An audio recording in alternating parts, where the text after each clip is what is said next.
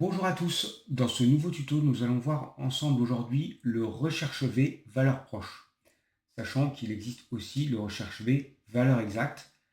Donc pour rappel, le recherche V valeur exacte nous permet de rechercher une valeur précise dans une matrice, puis de ramener un résultat situé dans une autre colonne, alors que le recherche V valeur proche va nous permettre de ramener une valeur approchante, donc une valeur approximative. Donc pour être plus précis, je dirais que le recherche V valeur proche est utile pour travailler sur des plages de données.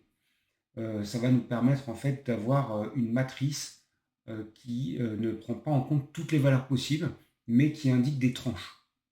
Donc quand vous utilisez l'option valeur proche pour votre recherche V, alors Excel prendra la valeur inférieure qui est la plus proche. Donc, on va démarrer avec cet exemple. Donc, il s'agit d'un relevé de température fait mois par mois ici, en 2025. Donc, ici, nous avons des températures. Donc, je vais les mettre volontairement dans le désordre. Ici, voilà, je vais aller dans Données et je vais faire un tri comme ça. Donc, ici, vous avez votre relevé. Donc, ici, des opérateurs ont relevé les températures chaque mois. Donc, soit c'était des températures négatives, soit positives, et elles sont dans la colonne température. On aimerait dans la colonne jaune ramener la remarque qui correspond à chaque température. Pour ce faire, nous avons un référentiel ici. Ce référentiel indique des températures et des remarques. Sauf que sauf qu'en fait, si vous lisez bien le référentiel, vous pouvez repérer des tranches. Pour ça, il faut trier les températures par ordre croissant. Donc ici, je clique sur l'entête température et je fais un tri de A à Z. Ainsi, mes températures les plus basses remontent tout en haut. Les températures les plus hautes se trouvent en bas du tableau. Voilà, donc ici, si je regarde les prérequis, il est indiqué ici que le recherche V se fait dans un tableau incomplet. Donc ça veut dire que je vais taper ma formule dans le tableau de gauche, parce que c'est celui-ci qui est incomplet. Il manque les valeurs du champ jaune. Maintenant, deuxième prérequis, il faut qu'il y ait une valeur numérique commune aux deux tableaux. La valeur numérique commune aux deux tableaux existe, puisque si je clique sur température et que je vais dans l'accueil, je vois que c'est un format standard. Un format standard dans Excel est un format numérique. Or, donc dans cette colonne, dans cette tableau-là, dans ce tableau-là, on a bien une valeur numérique, alors que dans le tableau de référence, qu'on appelle la matrice, on a bien un format nombre. Donc le format nombre et le format standard sont tous deux des formats numériques. Donc le deuxième prérequis, ici, est rempli. Je le mets en vert pour dire que c'est rempli. Là aussi, c'est complet. Voilà. La valeur commune doit être dans la première colonne de la matrice. Donc ici, la valeur commune est bien dans la première valeur. Je passe ça en vert. D'autant plus qu'il n'y a pas de doublon et on a un tri croissant sur la valeur recherchée qui s'appelle qui est la valeur commune. Ensuite, la matrice doit être une base de données correcte. C'est le cas, donc je passe ça en vert. Ici, on est bon. Les prérequis sont remplis. On peut faire un recherche V. Maintenant, je vous rappelle qu'il est recommandé de créer des tableaux. Donc là, on dirait un tableau, mais ce n'est pas un tableau. Pareil ici. Donc, prenez le réflexe de faire insertion tableau. Ensuite, vous laissez ça cocher, vu qu'il y a un en tête. Vous validez et tout va bien. Ici, pareil, vous cliquez n'importe où dans le tableau, vous ne sélectionnez pas le tableau, vous cliquez dedans. Pareil, insertion tableau ou CTRL L. Vous validez, vous obtenez un tableau. Ok. Maintenant, ici, vous remarquerez que le format n'est pas très clean ici, parce que la mise en forme manuelle prend toujours le dessus sur la mise en forme, les styles de tableau. Donc ici, il se trouve qu'il y avait un format manuel avec du texte blanc. J'ai remis ça en noir, on est bon. Je fais égal recherche V, comme avec mon recherche V, valeur exacte, sauf que cette fois-ci, avec l'assistant, je regarde, je prends la température qui est ici, je vais chercher dans la table qui est à côté. Parfois, la table, c'est dans une autre feuille, mais là, ce n'est pas le cas. Je sélectionne tout ça. mais le plus simple ici, c'est de cliquer sur la flèche en diagonale, surtout quand le tableau est grand. On voit les pointillés verts qui prouvent que toutes les données sont bien sélectionnées. Le tableau s'appelle le tableau 4, le nom est repris dans le champ, c'est normal.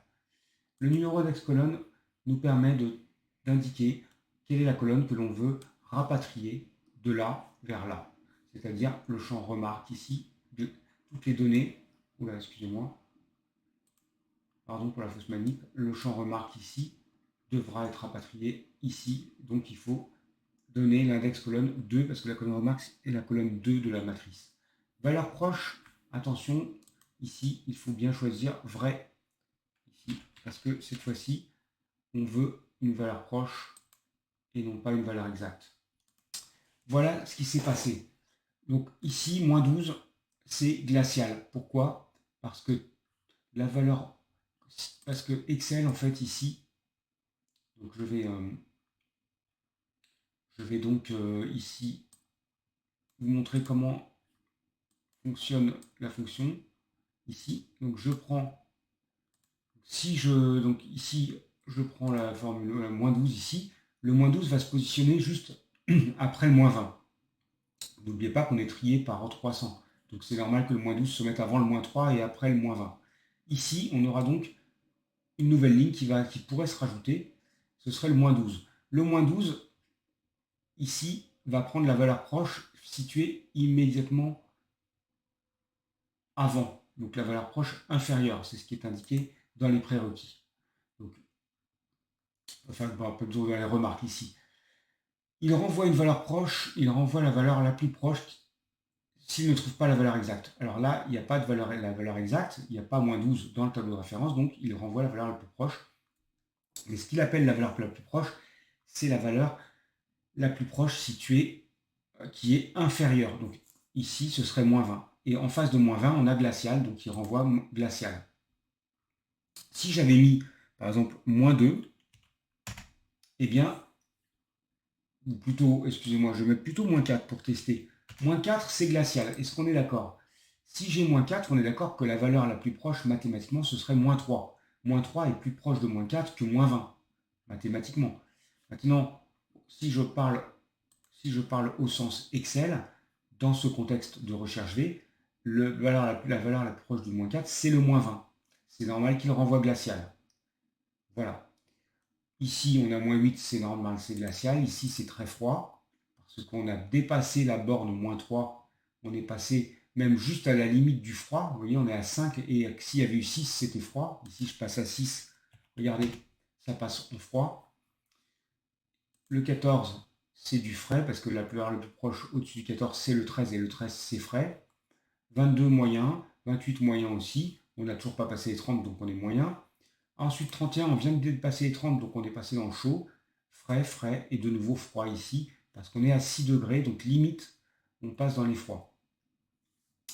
Voilà. Maintenant, je vais créer une mise en forme conditionnelle pour mettre en évidence les valeurs qui dépassent 30 degrés. Mais pour ça, il faut effacer le jaune. Donc, je efface le jaune avec la gomme ou avec, ici, le pot de peinture, et on va faire aucun remplissage.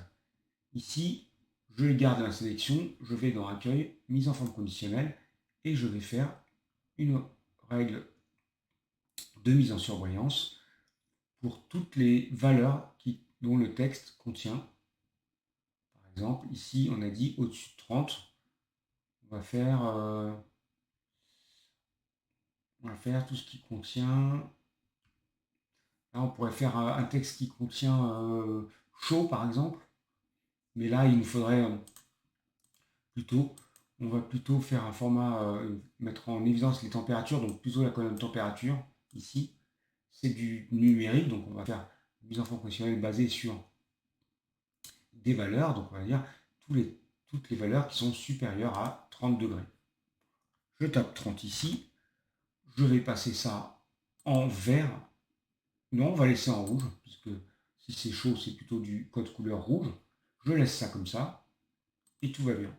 Je pourrais en faire une deuxième ici, mise en forme conditionnelle, pour toutes les valeurs qui sont inférieures à 6 degrés, en disant que cette fois-ci, on veut du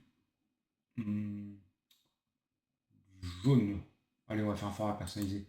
On va faire du remplissage bleu comme ça, ou un bleu encore plus foncé, avec un texte ici. Donc je vais dans police, je mets du blanc. Et normalement, voilà, tout ce qui est en dessous de 6 doit passer en bleu marine. Ici, on est à -8. Si je passe à 5 degrés, ça doit passer en bleu aussi. Donc c'est bon, ça fonctionne. Les deux règles cohabitent. Donc tout est parfait. On va finir avec un format personnalisé. Le format personnalisé vise à préciser qu'on parle en degrés.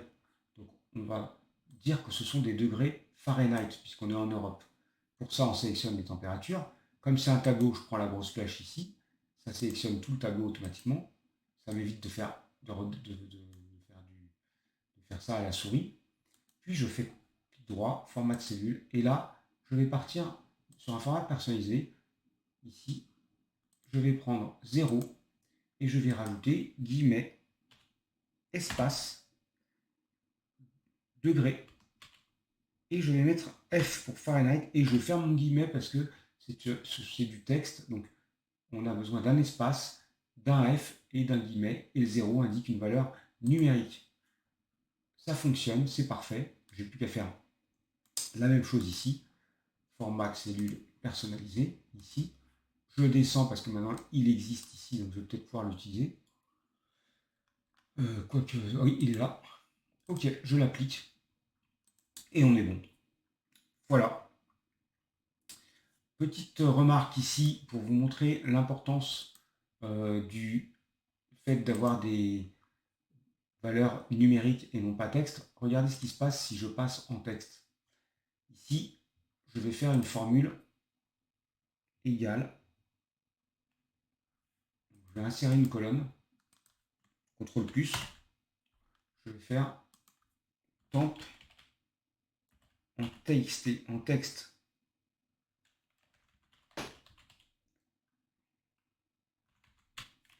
Température en texte, ici.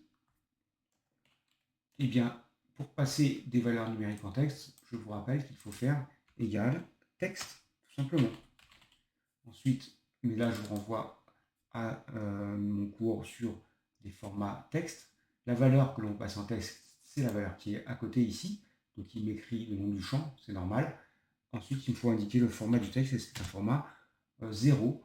Donc, je valide par la touche entrée. Et là, j'ai des valeurs en format texte ici. Voilà. Donc, je le vois parce que c'est aligné à gauche comme du texte, alors que les valeurs numériques sont toujours alignées à droite, comme là ici.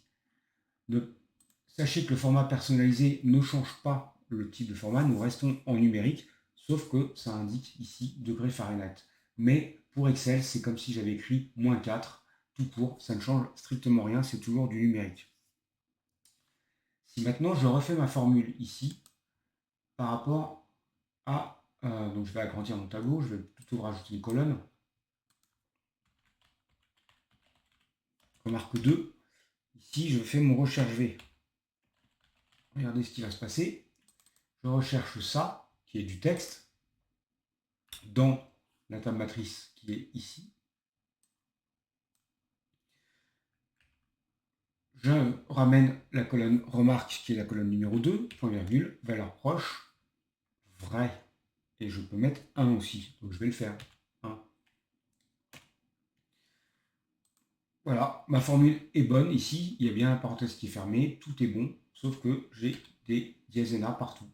Il n'a pas aimé ici le changement en mode texte, parce qu'il compare une colonne de texte avec une colonne en numérique, et là, le prérequis qui est là n'est pas respecté, ça ne lui plaît pas du tout. Donc ici, attention. Voilà.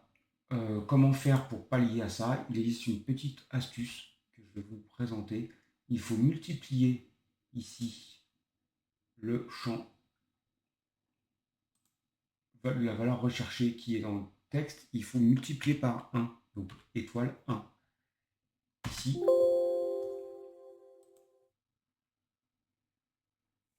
étoile 1, ça fonctionner. C'est pas là qu'il faut le faire. Il faut le faire après, ici, x1. Voilà. Ici, j'ai utilisé une astuce que je vous remontre. L'astuce consiste à multiplier la valeur récupérée ici par 1. Et en fait, de cette façon-là, je vais forcer Excel à passer en mode numérique. Voilà. J'en ai terminé pour ce tuto. J'espère avoir été suffisamment clair. Je vous invite à vous entraîner, à refaire la même chose. Vous avez un autre exercice dans le même classeur, donc juste ici, l'onglet rouge. Il s'agit du même type d'exercice. À vous de jouer, je vous laisse vous entraîner. N'hésitez pas à revenir en arrière, à faire des pauses. Voilà. Je vous dis à très bientôt et je vous souhaite bon courage. Au revoir.